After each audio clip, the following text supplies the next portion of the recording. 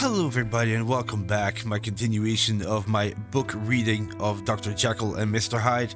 I am at chapter 7 called The Last Night. It was now March and Mr. Utterson was sitting by the fire after dinner when he was surprised to receive a visit from Dr. Jekyll's servant, Poole. The old man looked pale and frightened. "Mr. Utterson," he said, "something is wrong. Sit down by the fire and tell me all about it." "The doctor's locked himself up in his study, sir." "That's quite usual, surely," said the lawyer. "You know your master's habits as well as I do. He often shuts himself away from the world." "Yes, but this time it's different. It frightens me, sir. I've been frightened for more than a week now, and I just can't go on any longer." He stopped and stared down at the floor. "Try and tell me, Poole," said Mr. Utterson gently. "Something terrible is happening to my master, and I can't explain it, but please, sir, can you come with me and see for yourself?" At once, Mr. Utterson fetched his coat and hat. "Thank you, sir," whispered Poole gratefully. Together they went their way to Dr. Jekyll's house. It was a wild, stormy night. To Mr. Utterson, the street seemed strangely empty and lonely. The square, when they reached it, was full of wind and flying dust. The pine trees were blowing wildly, and untidy gray clouds were sailing past a pale, sickly moon. "Well, sir," said Poole, "here we are, and I hope that nothing is wrong." He knocked softly at the front door. The door was opened just a little, and a voice from inside asked, "Is that you, Poole?" "Yes, open the door." The hall, when they entered, was brightly lit. A good fire was burning. The room was full of people. Every servant in the house was there. They looked like a crowd of frightened children. "What's all this?" said the lawyer. "What are you all doing here? Your master should not be pleased." "They're frightened," said Poole simply. No one else spoke. A little servant girl began to cry. "Quiet," said Poole sharply, trying to control his own fear. "Now, fetch me a light, and we'll finish this business at once." "Mr. Utterson, sir, please follow me." He led the way across the back garden towards the laboratory. "Come as quietly as you can, sir. I want you to hear, but I don't want him to hear you. And sir, if he asks you to go inside, don't go." Mr. Utterson's heart gave a little jump of fear, but he bravely followed the servant into the laboratory, to the bottom of the stairs. "Wait here, sir, and listen carefully," whispered Poole. He himself, again controlling his fear, climbed the stairs and knocked on the study door. "Mr. Utterson would like to see you, sir," he called. "Tell him I cannot see anyone," said a voice from inside the study. "Thank you, sir," said Poole. He led Mr. Utterson back across the garden and into the house. "Sir," he said, "was that my master's voice?" The lawyer's face was pale. "It has changed," he said. "Changed? You're right," said Poole. "I've worked for Dr. Jekyll for 20 years. That was not my master's voice. Someone has murdered my master. 8 days ago, we heard his voice for the last time. Dear God," he cried, then no more. The voice you heard just now was the voice of his murderer." "This is an extraordinary story, my good man," said Mr. Utterson. He tried hard to appear calm.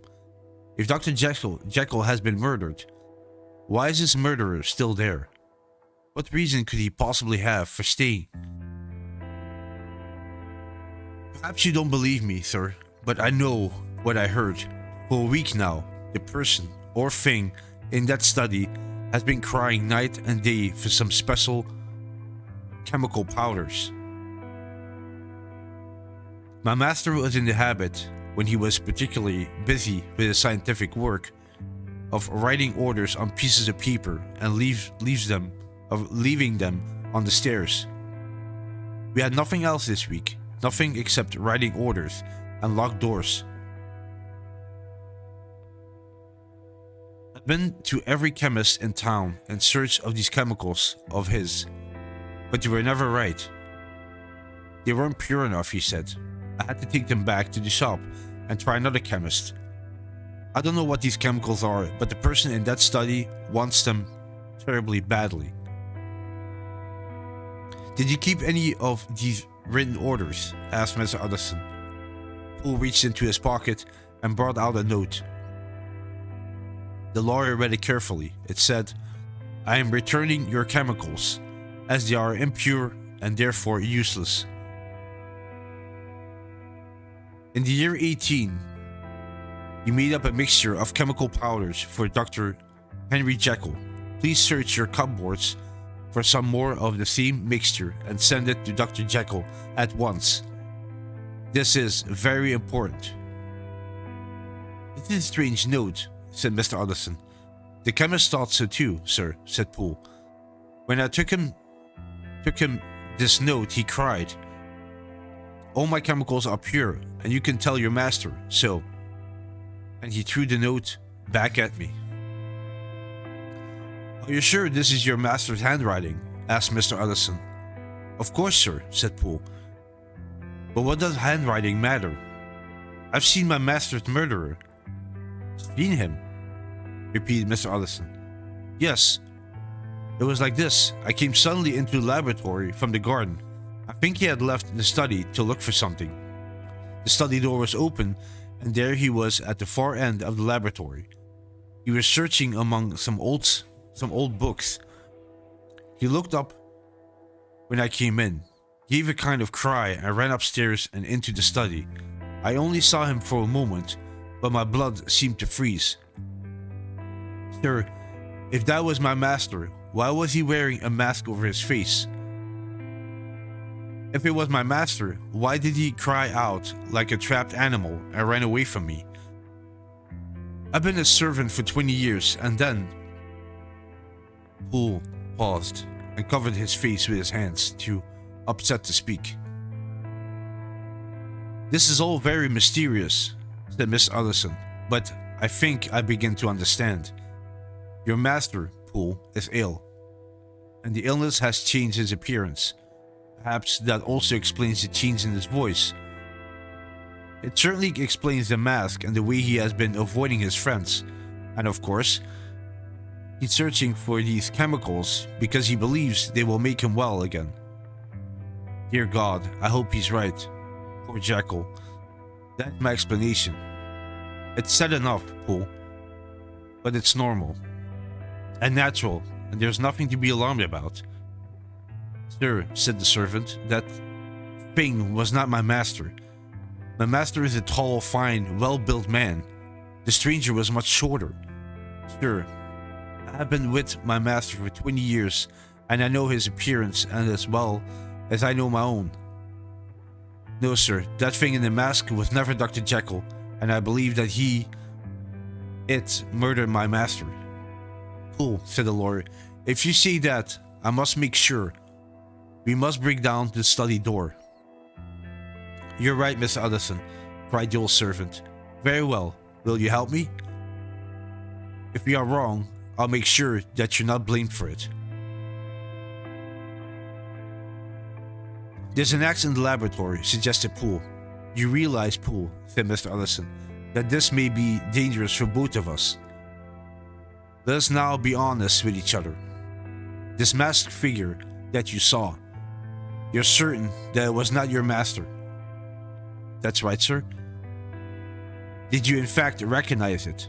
Well, sir, it was all so quick that I'm not really sure, but, well, I think it was Mr. Hyde. It was short, like Mr. Hyde, and it moved in the same light, quick, active way. And who else could come in by the laboratory door from the streets? You must remember, sir, that at the time of the Carew murder, Mr. Hyde still had the laboratory key with him. But that's not all. Mr. Allison, did you ever meet Mr. Hyde? Yes, replied the lawyer. I once spoke with him. Then you will know, sir, that there is something strange about Mr. Hyde, something evil. I agree with you, said Mr. Allison. I felt something like that too. Yes, sir. Well, when that thing in the mask jumped out from behind the boxes and ran up the stairs, I had exactly the same feeling. That thing behind the mask was Mr. Hyde. I understand, Poole, and I believe you, said the lawyer, slowly. And I believe poor Henry Jekyll has been murdered. I believe, too, that his murderer is still hiding in the study. Now, Poole, let's go and make an end to it. Together they went out into the back garden. The clouds had covered the moon and it was now quite dark. As they passed silently by the wall of the laboratory, they stopped and listened. Further away, they could hear the everyday noises of a London evening. From the study above them, however, came the sound of footsteps moving backwards and forwards across the floor. It walks like that all day, sir, whispered Poole. Yes, and most of the nights too. It only stops when some more chemicals arrive from the chemist. Oh, sir, listen to that. Do you think those are my master's footsteps? The short, light steps were indeed very different from Henry Jekyll's long, heavy ones. Have you anything else to tell me, Poole? Asked the lawyers heavily. Once, said Poole, I heard it weeping. Weeping? Repeated Miss Allison in horror. Weeping like a lost child, said the old servant. It tore my heart. It felt like weeping. I felt like weeping too. Well, said the lawyer, you have a job to do. They went into the laboratory and climbed the stairs to the study. Jekyll, called the lawyer in a loud voice, I must see you. He paused for a moment, but there was no reply. If you refuse to let me in, then I'll break down the door, Allison said, a voice from inside the study. I beg you to leave me alone. That's not Jekyll's voice, shouted Mr. Allison. It's Hyde's. Break the door down, Poole. The axe rose and fell. The door shook, and a scream of pure fear, like a trapped animal, rang from the study. Again, the axe crashed against the door, but the wood was strong and the lock was well made. At last, however, the door fell inwards upon the carpet. The two men stared into the study. They saw a warm, comfortable room with a good fire burning in the fireplace and a few papers on the big table. A friendly, homely room, but face down the middle of the floor, there lay the body of a man. The lawyer turned it over on its back and saw the face of Edward Hyde. He was dressed in cloths that were much too large for him, and in his hand he held a small bottle. The lawyer shook his head. He's taken poison, Poole, he said. I fear we come too late to save Dr. Jekyll, and too late to punish his murderer too. Now we must find your master's body. They searched everywhere, but there was no sign of Henry Jekyll, dead or alive. Perhaps your master has escaped, said Mr. Allison hopefully. He went to check the door from the laboratory into the narrow side street. It was locked and covered with dust. On the floor nearby, he found a broken key. It's a long time since anyone opened this door, said Mr. Allison. Yes, said Poole, picking up the broken key. So how did Hyde get in? This is too difficult for me, Poole, said the lawyer. Let's go back to the study. They searched the study again. Look, sir, said Poole, pointing to a small table in the corner. There were bottles of liquid and some white powders lying in saucers. He was testing his chemicals here. One of the doctor's books was lying on the floor. Its cover was torn off. The lawyer picked it up. Dr. Jekyll loved his books and always took great care of them. But he had written all over this one. The handwriting was unmistakable before tearing it and throwing it on the floor. Then the lawyer noticed the tall mirror on the wall between the glass-fronted bookshelves. How strange, said Mr. Utterson. Why did Jekyll want a mirror in his study? Next, they turned to the desk and found a large packet addressed to Mr. Utterson. The handwriting was Dr. Jekyll's. The lawyer opened the packet and 3 envelopes fell out on the floor. The first contained a will. It was like Dr. Jekyll's first will in every way except one. The doctor had left all his money not to Edward Hyde, but to Gabriel John Utterson.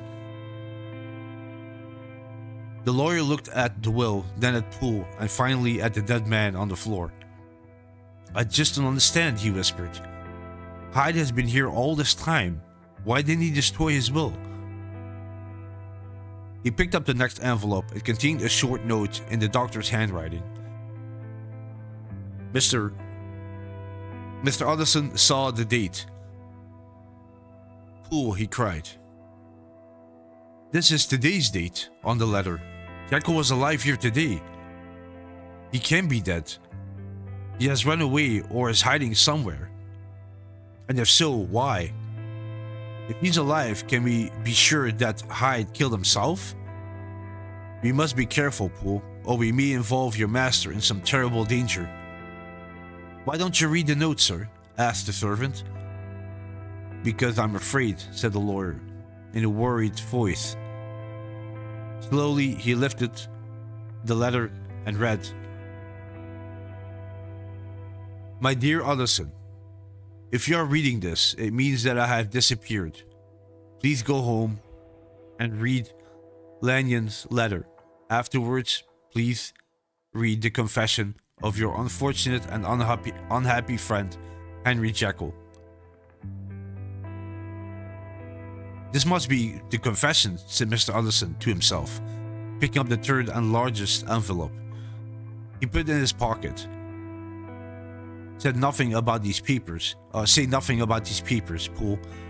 He said, if your master had died or disappeared, this paper may save his reputation. It's now 10 o'clock. I must go home and study these papers in peace and quiet.